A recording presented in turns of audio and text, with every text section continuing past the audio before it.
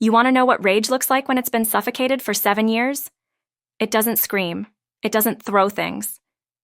It sits perfectly still at a kitchen table, hands folded, watching the man who destroyed you waltz back into your life like he owns it, like he owns you.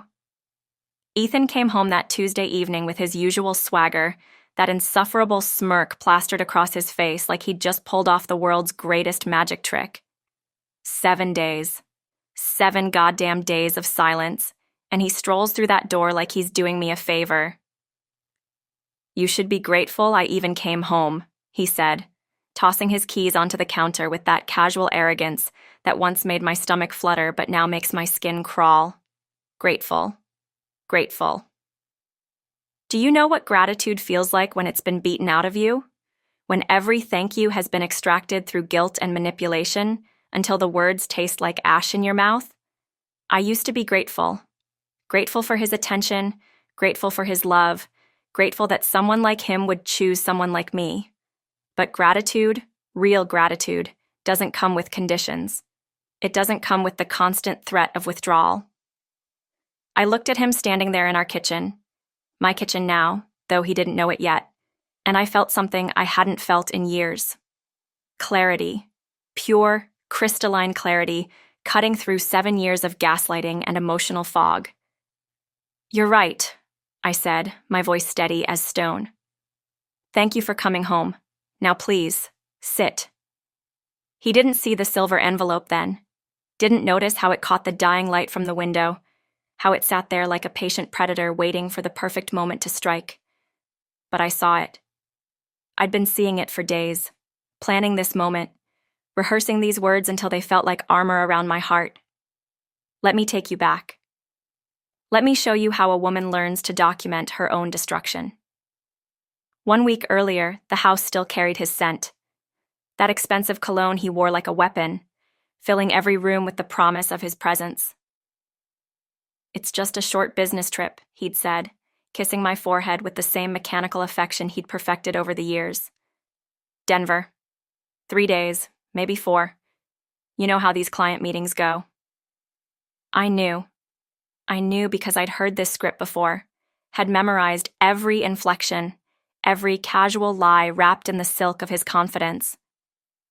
But something was different this time. Maybe it was the way he avoided my eyes, or the way his phone buzzed incessantly while he packed, the screen always tilted away from me like a secret he couldn't wait to protect. By the second night, his cologne had faded from the pillows. By the third night, the silence in our house had weight, thick, suffocating weight that pressed against my chest until I could barely breathe. That's when the doubt crept in, sliding under my skin like poison. You have to understand. We looked perfect from the outside. We were the couple everyone envied. Morning coffees on the porch, weekend farmers market trips, matching Christmas sweaters that made us look like we'd stepped out of a holiday catalog. Our social media was a masterpiece of curated happiness, every photo carefully staged to sell the story of our perfect love. But perfection is exhausting when you're the only one maintaining it. Behind those smiling photos were years of subtle erosion. You're being too sensitive. That's not what I said. You're remembering it wrong. You're overreacting. 1,000 tiny cuts that bled me dry while he painted himself as the reasonable one, the patient husband dealing with his emotional, unstable wife. I started to believe him. That's the thing about gaslighting. It's not dramatic. It doesn't announce itself with sirens and flashing lights. It whispers. It suggests. It makes you question every instinct, every memory, every feeling until you're drowning in self-doubt and clinging to the very person who's holding your head underwater. But doubt, when it reaches a critical mass, can transform into something else entirely, something dangerous. The third day of his absence, I found it, a dry cleaning slip in his coat pocket, the expensive navy one he wore to important meetings. The slip was dated the same day he claimed to be in Denver, but the address was local, downtown, the Marriott. My hands shook as I held that small piece of paper, but my mind went crystal clear. This wasn't paranoia. This wasn't my overactive imagination or my trust issues. This was proof, printed in black and white with a timestamp that didn't lie. That's when my phone buzzed. Unknown number. He said you'd never know. Just that. 6 words that detonated in my chest like a bomb. No context, no signature, no explanation. Just the confirmation that somewhere out there, someone else knew my humiliation. Someone else was in on the joke that was my marriage. I saved the number, took screenshots. And something inside me that had been broken for years suddenly snapped back into place. I called Tessa, Ethan's sister, the only person in his family who'd ever looked at me like I was more than an accessory to his success. We met at a coffee shop downtown, the kind of generic place where conversations disappear into the ambient noise of grinding espresso and casual chatter. "I think he's cheating," I said without preamble, sliding my phone across the table to show her the text. Tessa read it, her face hardening in a way that reminded me she shared DNA with my husband, the same sharp intelligence but pointed in the opposite direction. "You can cry later," she said, her voice matter-of-fact. "For now, document everything." Those 5 words became my religion. I spent the next 3 days in a state of focused fury, methodically building a case against the man I'd loved for 7 years. Bank records that showed charges at restaurants I'd never been to. Location pings from his phone that placed him everywhere except where he claimed to be. Hotel receipts for rooms booked for 2. Even a voicemail on our shared account. Him laughing with someone whose voice I didn't recognize. Someone who called him baby in a way that made my stomach turn. Every piece of evidence went into a manila folder, then into a silver envelope I'd found in his desk drawer. The irony wasn't lost on me, using his own expensive stationery to catalog his betrayal. I labeled it foreclosure in my neatest handwriting, the letters steady despite the rage trembling through my fingers. But here's what they don't tell you about discovery. The knowing doesn't set you free. It just changes the nature of your prison. I had proof now, undeniable evidence of his infidelity, but I also had to live with it. Had to wake up every morning in the bed we shared, had to maintain the charade while he continued his business trip, had to pretend I was the same naive woman he'd left behind. I texted him like everything was normal. "Miss you, be safe." Simple messages that felt like swallowing glass. But my silence wasn't submission anymore. It was strategy. I was learning the difference between being quiet because you're broken and being quiet because you're building something. When he finally came home that Tuesday, wheeling his suitcase through the door with practiced nonchalance, I was ready.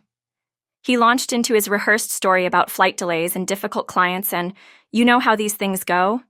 His words falling into the familiar rhythm of lies I'd been trained to accept. I let him finish. Let him dig his grave deeper with every fabricated detail. Then I slid the silver envelope across the table. "What's this?" he asked, but his voice had already changed.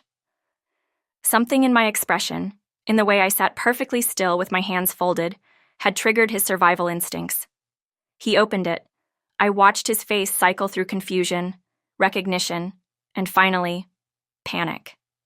Every receipt, every lie, every piece of proof laid out in chronological order like a timeline of my destruction. The hotel charges, the restaurant bills, screenshots of the mysterious text, even a printed copy of that voicemail, complete with timestamp and transcription. "Mara, I can explain." "I'm sure you can." My voice was steady, almost gentle.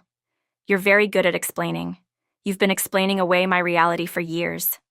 He reached for me then, that automatic gesture of fake intimacy he'd perfected. I didn't flinch, didn't pull away. I simply looked at his hand on mine and said, "You always told me not to overthink." I didn't. I documented. The color drained from his face as the full scope of his exposure hit him. This wasn't emotional hysteria he could dismiss or deflect. This wasn't the breakdown he'd been conditioning me to have. This was evidence, cold and irrefutable, presented by a woman who had finally stopped apologizing for her own intelligence. He tried everything then. Justification. It didn't mean anything. Blame? "You've been distant lately." Even a grotesque attempt at romance. "She could never replace you." Each word landed like a slap, but they couldn't touch me anymore. I was armored in truth, protected by my own clarity. "This home is too peaceful for shouting," I said finally. "You should go." It wasn't revenge. Revenge would have been satisfying, cathartic, hot with the kind of rage that burns clean. This was something else entirely. This was the quiet, devastating power of a woman who had stopped negotiating with her own worth. He left that night, taking only what he could carry. I didn't watch him pack, didn't supervise his exit. I sat in the kitchen with a cup of tea, listening to his footsteps on the stairs, the sound of drawers opening and closing, the final click of the front door. Then silence. Real silence, not the oppressive quiet of secrets and lies, but the clean, open silence of truth. The next morning, I started changing things. Small things at first. New curtains for the bedroom, different coffee for the kitchen, music he'd never liked playing from speakers throughout the house. The couch he'd chosen, the one I'd never been comfortable on but had never been allowed to replace, went to charity. In its place, I put a reading chair by the window, my reading chair, chosen for my body, my comfort, my peace. Each change felt like reclaiming territory in my own life. This had been our house for 3 years, his house before that, but now it was becoming mine. Not through conquest or spite, but through the simple act of making choices without seeking permission. 2 months later, my phone buzzed with a text from him. "I'm sorry. I hope you're happy." I stared at those words for a long time, waiting to feel something. Vindication, maybe? Satisfaction? Even pity. But all I felt was a mild annoyance at the interruption to my morning routine. I deleted the message without responding and went back to my book. The silver envelope still sits in my desk drawer, tucked behind a collection of poetry books I'd forgotten I owned. Not as a trophy or a weapon, but as a reminder. Proof that I had learned to protect myself, to value evidence over emotion, to choose documentation over destruction. People mistake silence for weakness. They see a woman who doesn't scream and assume she doesn't feel.